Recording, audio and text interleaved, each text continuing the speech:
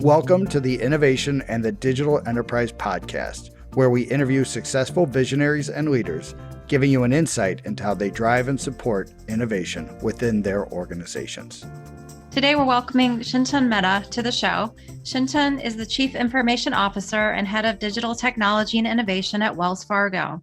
He's responsible for all technology underlying the company's corporate strategy, digital platform, and innovation. Prior to this, Chintan was CIO of Wells Fargo's digital ecosystem, a position he held since 2017. In this role, he was responsible for leading the delivery of all digital experiences and capabilities for Wells Fargo businesses and its 70 million customers. Previously, he was Global Chief Technology Officer at Walgreens, where he was responsible for product management, design, engineering, and operations across retail, pharmacy, and healthcare businesses. Chintan has an MS in computer science from the University of Hertfordshire in the United Kingdom. Welcome to the show. Thank you. Chintan, if you don't mind, can you share with our listeners more about your role with Wells Fargo? Yeah, of course. So you already kind of touched on that, Shelley. The role encompasses leading a group called Strategy, Digital, and Innovation. And I mean, I'm not the only CIO. I'm one of the 15 million CIOs at Wells Fargo, but essentially the group is responsible for focusing on our corporate strategy, which is more outward focused in terms of what we do 5 years out, 6 years out from where we are today. Work that we do with academia. So we are a partner of the Stanford Human-Centered AI Group. We do a lot of work with MIT Watson Research Lab. And then the digital component of this whole ecosystem is all around the consumer-facing as well as client-facing experiences like the online banking, the mobile app, and the AI and ML capability. So it's the best way to look at it is from a time funnel standpoint. Strategy is things which are 5+ years out. Innovation is what we are doing now. We have a strong hypothesis. We want to test it with customers. And then digital is sort of scaling it out to mainstream customers for production consumption. So that's essentially the encompassing sort of view. You know, one of the things that we talked about before the show that I think is a pretty interesting question that you've posed is, you know, when it comes to deep tech work, is banking a good place for that? So I think it is a good place for that. I think one of the ways to look at it is if you see the core of banking, which is the way I would frame it in my own words is 400 years ago, people figured out a way that there is a need for like bringing capital to where there is a need for money, right? And how do you match those things together? At the core of it, banking hasn't changed, but the way we manifest that sort of basic necessity of sort of facilitating transaction, matching capital to where a need is, and then everything which goes around it, like moving money, doing sort of financial health planning, life cycle management, those have evolved culturally as well as the way it is offered from a technology standpoint.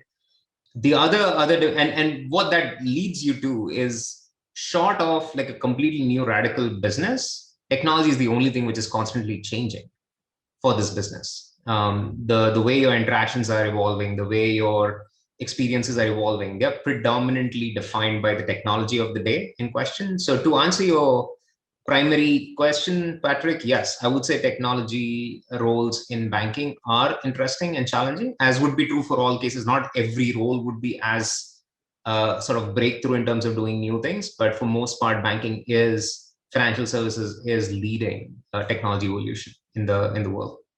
It does make me wonder. There's a couple articles, not too recently, but not too far in the past, about the effectiveness of the investments that have gone on in the banking space from a technology standpoint and the ROI. I think we all recognize that there is obviously some very serious challengers in the startup space. But what do you think is the biggest challenge for the existing banking players, the big names that we all recognize? What are their biggest intrinsic risks and challenges in actually leveraging technology and the investments that they're making? I would say by far the biggest sort of challenge or bogey, so to speak, would be speed. Like how quickly do you adapt to incoming sort of insight, whether it's customer feedback driven or your own internal processes, which reveal new sort of insight about customers' expectations. The advantage a new player has is they don't have an existing cash cow. They don't have an existing legacy money making business which they have to care for while they are building a completely new offering. Whereas an established player, every industry, banking is no exception to it, but every industry established player will have to do bimodal thinking, where they are thinking about how do I protect what I have to some extent and extend it or build something new. And that gets in the way. If you are comfortable as an organization culturally to cannibalize your own business because you know the macro conditions or the overall market is drifting and changing, I think those will have a lot more strength. Those kind of businesses have a lot more strength. But yeah, I mean, by and large, most people are uncomfortable doing that. Most companies are uncomfortable doing that. Even the sort of what were startups 5 years ago and are now established players also go through the same life cycle, which is like you have an existing revenue stream, and if you do something, it might actually cannibalize that. And how do you make a decision in that context? So that gets in the way. It's interesting when you these startups, their advantage is not having a cash cow. Yeah, rethinking the problem from a very fresh perspective without having any constraint. Like the legacy is a constraint. It has an advantage. It gives you a fresh source of revenue or a constant source of revenue that you can innovate on top of, but it also gives you a sort of an anchor that you have to work with in terms of new thinking. It's very common from the innovator's dilemma standpoint, right? Of defending what you have and how do you make that jump. What do you think are some of the things that successful banks are doing that to really, I don't want to say set themselves free, but to be a little bit more risky? Because I think that's the continuum that you're talking about, is that risk. And how much change have you seen in the last 18 months? Because I think I've said it a number of times, the status quo isn't as safe as it used to be, right? In 2019, taking big risks probably weren't going to be listened to very well by the chief executives. But now it seems like, I would imagine there's more consideration of that. There is. I think so. The structural piece that has to be in place for you to be able to sort of experiment, and experiment is the right term for it. I think the fundamental thing is you have to experiment with new customer offerings. But the structural piece which has to be in place is how can you contain those experiments in a way, from a timing standpoint, from a time perspective, how can you contain them so that you have a clean, do more of it or don't do it, like fail fast type construct around it. And then when you graduate something from an experiment to there is value to this, there is economic value to be sort of built from a customer standpoint, as well as some value to be captured from a firm standpoint, how long it takes you to sort of capitalize on it. How do you get out into the market in front of customers and start sort of deploying it?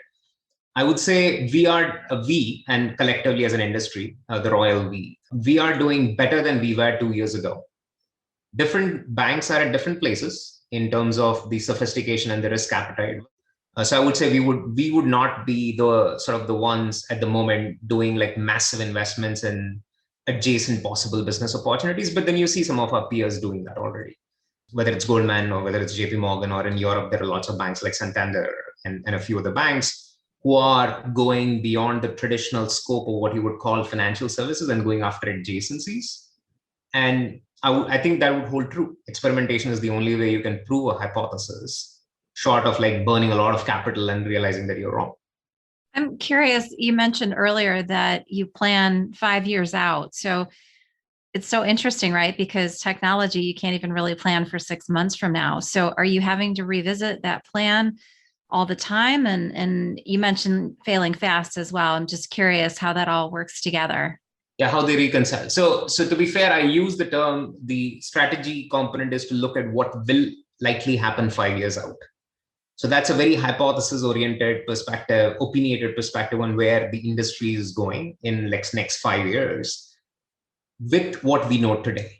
Based on what we know, what is going on, whether it's from a technology component standpoint or just the industry changes or regulatory changes, we take a perspective that what banking will look like in, say, 2030.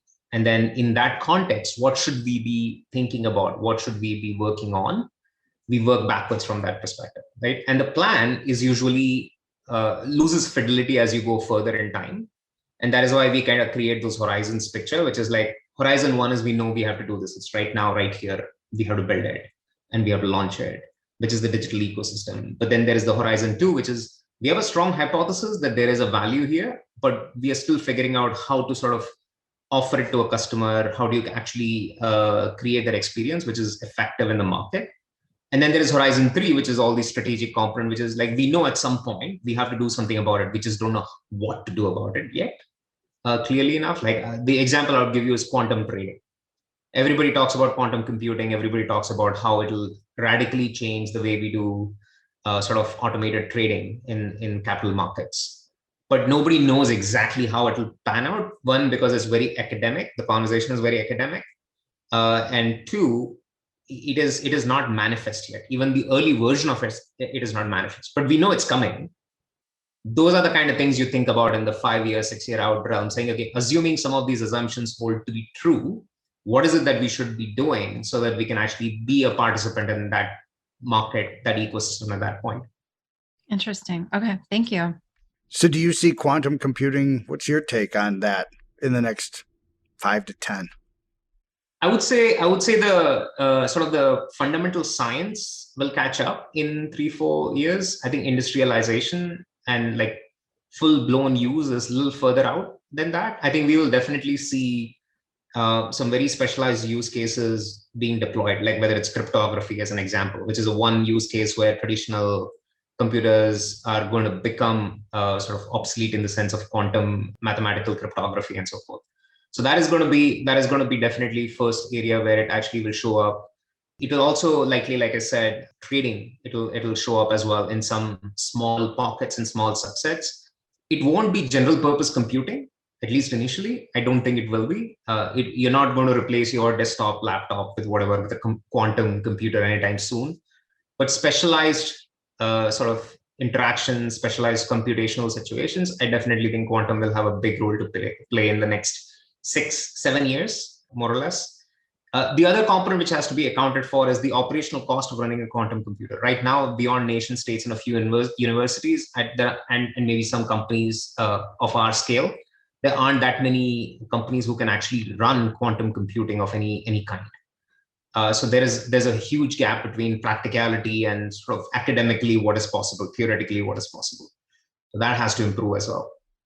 When I usually speak about innovation, I think about the synergies of what, like you mentioned, what your customers want, what the business wants. I almost without fail cite the ATM as one of the greatest innovations of the most recent past. Just you move value to the customer where it actually reduces your cost, and then you charge them for that as well, right? So it not only is a cost saver, but it also is a revenue generator, which is, I think, the ninja move of innovations.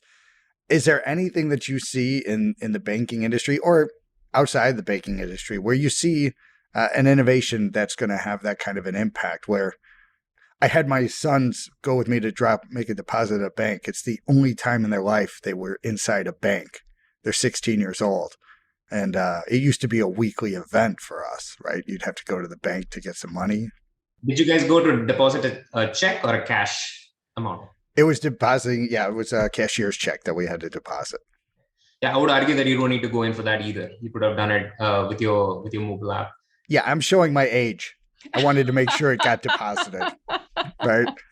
No, there are a few potential ideas like that. So I think, and these are nothing like new insight, so to speak. There are people already thinking about this, talking about this. If you think in broader media as well, is like a distributed ledger-based ecosystem. So like smart contracts, real-time money movement, things of that nature. They definitely have a huge opportunity in terms of being able to invert some of those things that we take for granted, whether it's process, whether it is a regulation, so to speak.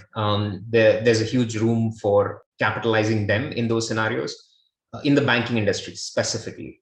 Outside of banking, I would say I am super fascinated by two specific things that at least I'm personally quite passionate about. Is how can electrification, just generally what is happening with automobiles, but in a broader sense, how does that translate back into decisions that every other industry makes around where they put up industry, for example, or factories or outlets? How do they do logistics? How do they actually, how do you see the world when it comes to sort of, let's say, energy distribution or power distribution?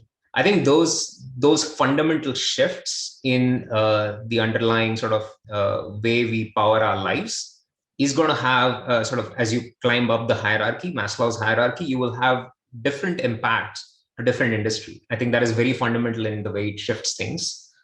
So yeah, I mean, it's a very abstract answer, but I do think that there are many parallel forces at play outside of banking, especially these kind of things around sort of clean energy, how you do energy distribution, and then it'll have a knock-on effect of what kind of decisions you make around investment. Where do you invest? How do you invest? Where do you localize? Where do you globalize? And that'll continue on in sort of a trajectory, which right now it's hard to predict, but I do think those will be fundamental shifts, if that makes sense. It does. It does. We also spoke previously about the impact of the millennial culture and gig workers and some of the things that you see having a significant impact. And I think we're starting to see a lot of that, specifically post-COVID, with the coming back to work, right? Where that seems like just a war on itself. So I'd love to get your thoughts on, I know I gave you a big, wide piece there, so bite into wherever you feel like.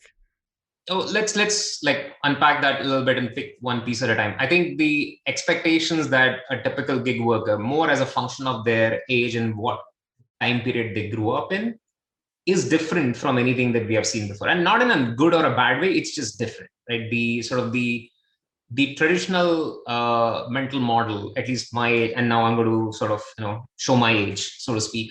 The traditional mental model would be that you have a certain sort of continuum to life. There are certain stages in life. Each stage in life kind of gives you a different need. Like, at what point do you need a mortgage? At what point do you need, for example, wealth advisory? At what point do you need sort of retirement services and things of that sort? Just, at least I'm talking very narrowly from banking as an industry, for example, or financial services, but that sort of expands in every form or shape. Like, how do you do work? Like, why is there an expectation of physical proximity when it comes to work to begin with, right? We kind of lived through 18 months or so where physical proximity was not real, but it's not like the world ended. It was bad, but we still did stuff. We did launch, we did work, we did all of that. And then there is the difference of opinion where people believe that, oh, that was temporary and it was okay because it was temporary. But in that process, you're losing the ethos of the company or the culture of the company. What differentiates a person who walks in, logs into the same, looks at the same screen, works for company A versus company B? Does it make us all a mercenary for hire, as an example, right? Like, what binds that worker to any particular individual organization? And I think the first assumption that we have to do away with is expecting that things will play out the way they have in some way, form, or shape in the past. They won't, very likely. The notion of a gig worker is exactly that, which is, who are you loyal to? You are loyal to, or as an individual, you are loyal to your life's outcomes, and you are loyal to your skill or your niche sort of passion, as opposed to a company. And you will see this manifest in choices like, do I want a permanent employment with a company, or can I still make that kind of money but not be tied to any one individual organization? The moment you make that fork in decision from a gig worker standpoint, the moment you make that decision, then their need structure changes as well. How do you enable them? How do they do financials? I'll bring it back to financials. Like, how do you do financial planning for somebody whose income predictability is completely off the chart versus what you would have expected in the past? Are all the sort of first principles that you've been using to build a portfolio for somebody like that still applicable?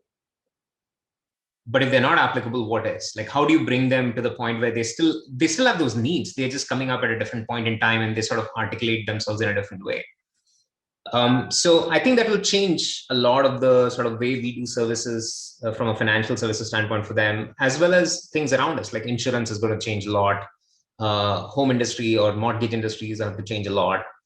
The way we do risk underwriting or risk profiling for these workers is going to be completely different. Like, today, when we do any sort of a large transaction, we look at past to sort of make a judgment on, like, will there be a risk to this interaction in the future? But if your past is not representative of the future, in most cases, how are you going to make the judgment call?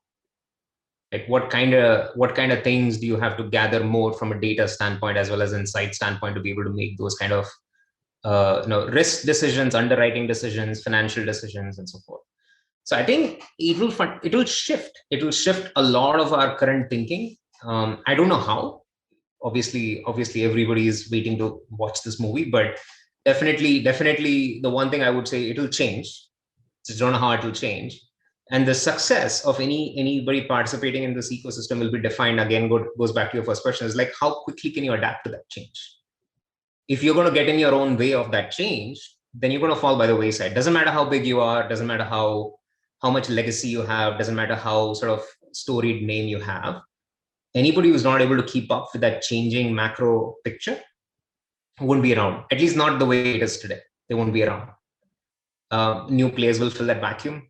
Maybe some of the startups today who are thinking about this will become the behemoths of tomorrow. I mean, you don't know. It is interesting to think how much has changed.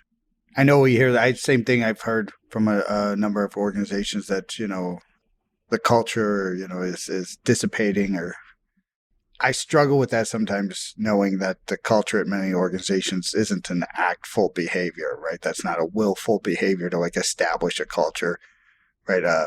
I was talking to somebody the other day about, if you ever read Enron's core values, you'd see that they're completely diametrically opposing to how they actually operated. So I wonder sometimes about that, of like, I do think that culture and vision and things that they're real assets for organizations, but I wonder how many are actually really investing in that, especially in publicly traded companies when their focus is much smaller than what I would say a visionary-led organization, right? They're generally quarterly driven, as opposed to, a Bezos, who he's thinking in quarter centuries, not quarter of a year. Right. So I think, if I were to venture in a sort of my opinion on this one, I think first is, I don't think any company has a monoculture, meaning there is no monolithic culture across any company, except for some very small companies where there is a degree of sort of cohesion, which is not practically possible in a company after a certain size or scale. So most companies, after they reach a certain scale, have microcultures all over the place. What I think people imply, or at least that's what I imply when I say culture as a binding ecosystem, is just common value system around, hey, we all collectively agree that this is a right statement. How we go about it could be a function of context, could be a function of how we approach that problem, and could be those variations of it. But I think what you're hinting at is slightly more macro as well, which is like, as a company, if you don't have that shared value system, like if we cannot agree with a statement, regardless of how we go about it, but as long as we are all agreeing that we are here, in our case, for example, we're all here to improve the financial health of our customers. If we can't agree with that statement, I think we should stop trying to give lip service to culture. At that point, it's not about culture, then it's all about whatever it is that we are doing, right? And then it's very tactical. There are few companies, few firms, or most firms, actually two pieces. The most firms will say we have a culture. Whether it is a well-articulated top-down culture or just organically formed, and then I'm just giving it some words, is where I think it sort of differentiates.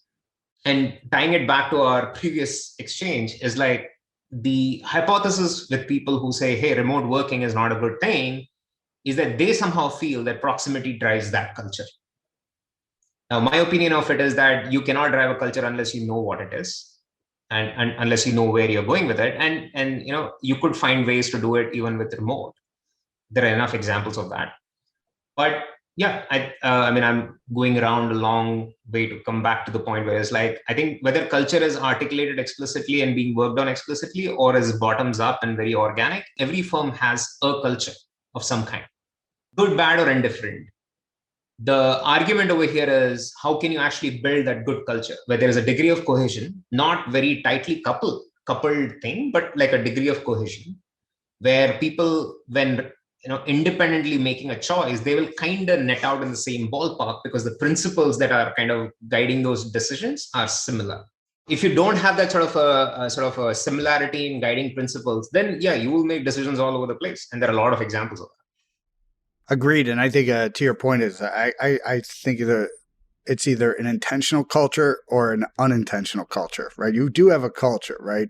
Was it defined? Is it reinforced? Is it something that you're trying to grow, right? Or is it just left up to individual groups, whatever the team's composite is? Yeah, exactly. So, and again, I totally agree. When you get into the larger organizations, those microculture concepts, right? Even when you look at the United States military, right?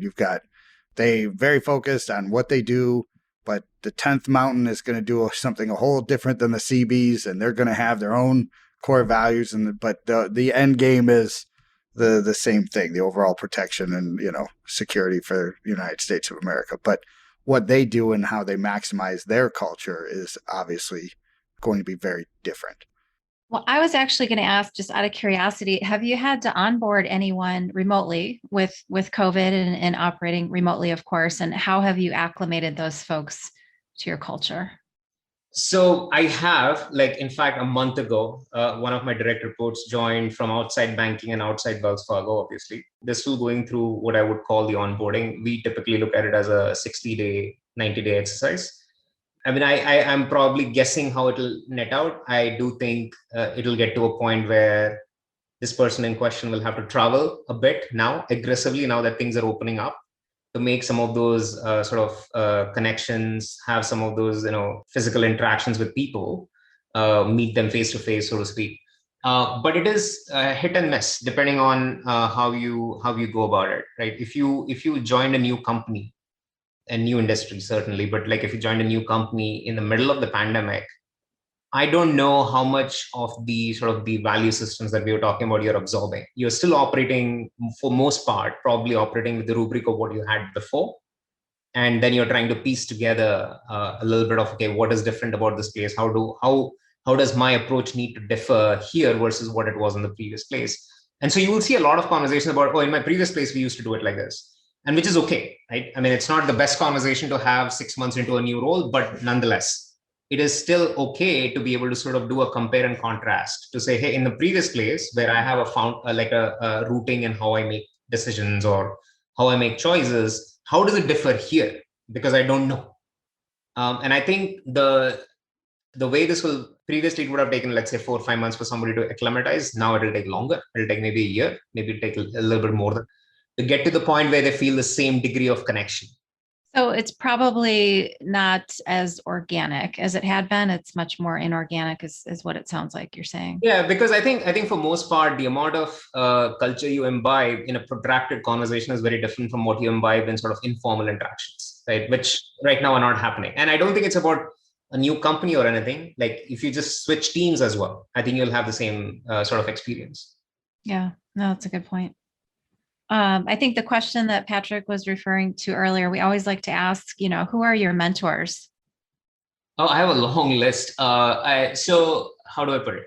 I would say I have been lucky. Many people have been. I have also been very lucky in having people who believed, even though I hadn't actually done it yet, in doing new things at that spot. So my current leadership teams, about Charlie and Saul, they spend time with us, but again, with me, and as much as given the space that I'm operating in, I'm the one who's basically going yeah, we did it like this in the past, but we shouldn't be doing it like this in the future, right?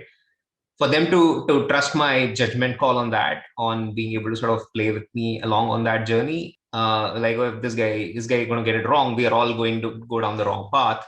So the fact that they're believing and the fact that they actually play along is a big deal. It's a big help. I have also worked with a few other people outside the industry who have a perspective not formed by having been in one industry for a long time. I'm not going to name names, but these are people from the entertainment industry, people who work in technology industry, who have been able to give me an outside in perspective, which organically I would not have been able to build by myself, because I'm not in those conversations all the time. So I would say, if your question behind the question was, how do you actually even know that there's somebody who can mentor you? It doesn't have to be a formal thing. I would say just look for people who are going to question you in a way that you didn't expect to be questioned, right? Or are going to actually ask you for a perspective which you didn't know you had to have, right? And then like if you sort of index on that a little bit, spend time in that space a little bit, you will also get the point of view, okay, why is it that he or she's asking the way she is? That sort of builds your thinking capabilities and your muscles. Great. Thank you. Yeah, it's great stuff. I think one thing that always impresses me with people who have had the amount of success like you is their willingness to invite others into their lives to question them. My wife thinks I have a very perverse affinity for these kitchen rescue shows. And the pattern is pretty clear that the kitchens are terrible because the chefs absolutely will not self-analyze themselves or like do any remote questioning of like whether or not their pizza from 1992 is still relevant today. And it's just so clear the line for me of like people who, right, are constantly, you mentioned insecurity, but I think there's a healthy level of insecurity that needs to be there for growth, right? You have to have some lack of confidence to actually analyze yourself with some honesty to say, hey, and then even more so to have the strength to invite other more successful people in your life to point at your shortcomings. And I think that says a lot about you and your willingness and your commitment to improvement, right? And innovation requires that type of vigorous and somewhat destructive, right? That creative destructive mentality of like, we have to get to the future by destroying what's made us successful this far.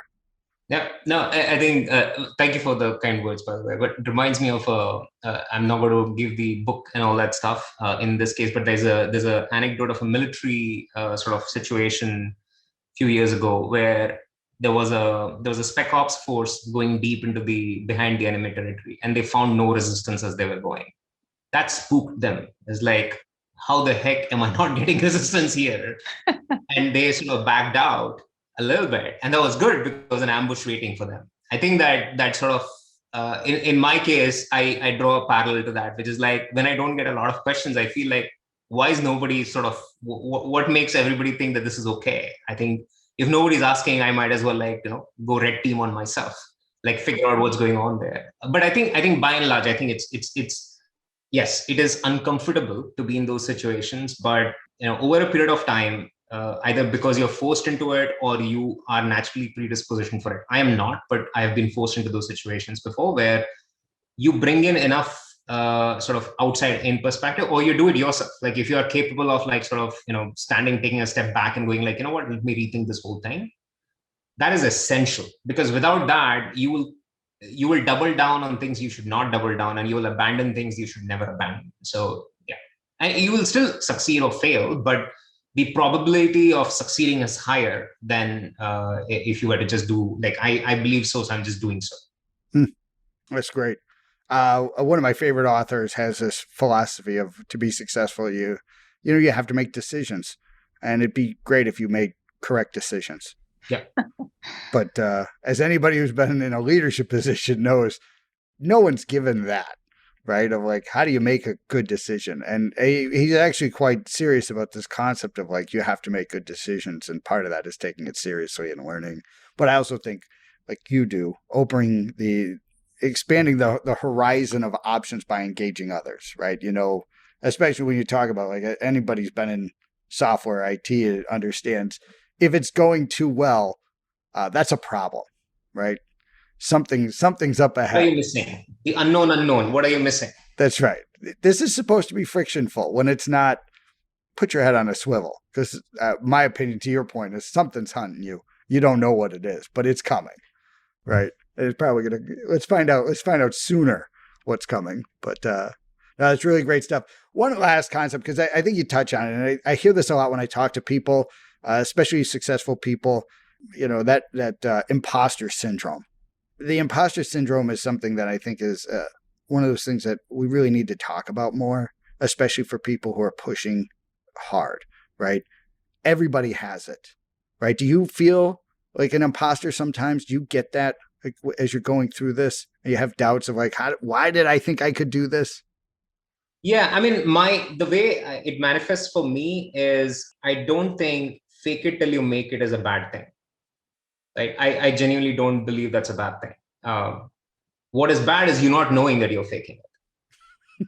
Right. So I think that is. Ooh, there's a whole thing right there. Yeah, that's a whole nother podcast. Oh my God. Delusion or intentional? Like, ooh. No, I think it's self-awareness, right? So to a large extent, I think that the imposter syndrome, like if the way you frame the question, if any person, and me specific as an example, if I'm able to tell that, hey, look, this is not real versus this is real, I think that's okay. Right? Because then you can then employ your higher faculties and go like, this is needed because of whatever. So fake it till you make it is real. There are enough examples across the industries where you can say that trying to be a certain way leads you to be that way. But the way you phrase the question, I do take it in that context. Like sometimes I go like, this is not the real one, but we're going to keep at it till we get to the point where that becomes organic for us as a team, as an individual, as a group. And I don't think it's a bad thing. I definitely don't think it's a bad thing. Now, it is bad though if you don't know that you kind of are in that bucket. Trying to look like something that you're not is very different from trying to be something you're not yet. That's very interesting. There was a show about Fire Island. Did you ever see that on, I think it was on HBO. It's about the big Fire Island music thing. The guy running is just completely deluded out of his mind on like what he was going to be able to pull off. And to your point of like, I wrestled with this of like the fake it till you make it. Like every good entrepreneur has that component built in of like, you have to, right?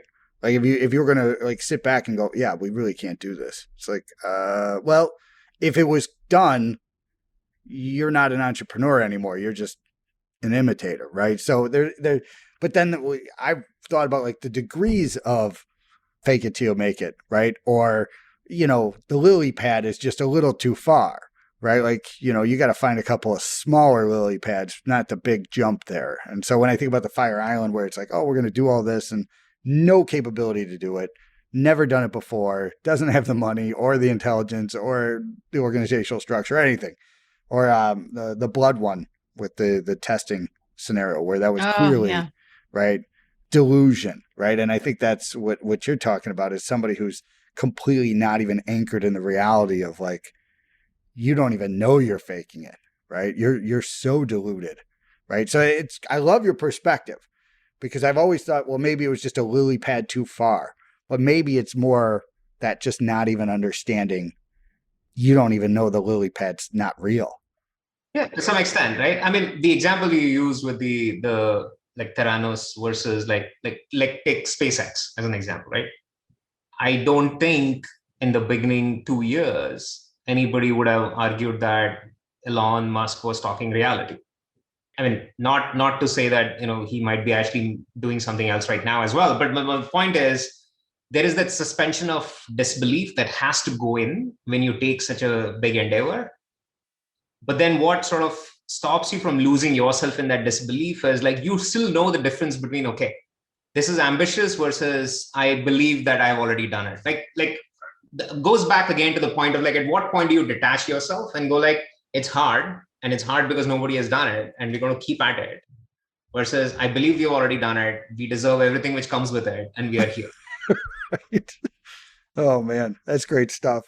Well, I know we probably keep going for like another, I don't know, 50 years, but I thank you so much for joining us today. I really appreciate it. Yeah, thank you. This was fun. Thank you.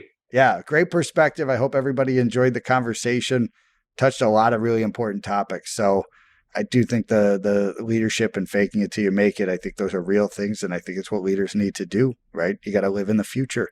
So we also wanted to thank you, our listeners. We really appreciate everyone taking the time to join us today. And if you'd like to receive new episodes as they're published, you can subscribe by visiting our website at dragonspears.com/podcast or find us on iTunes, Spotify, or wherever you get your podcasts. This episode was sponsored by Dragon Spears and produced by Dante32.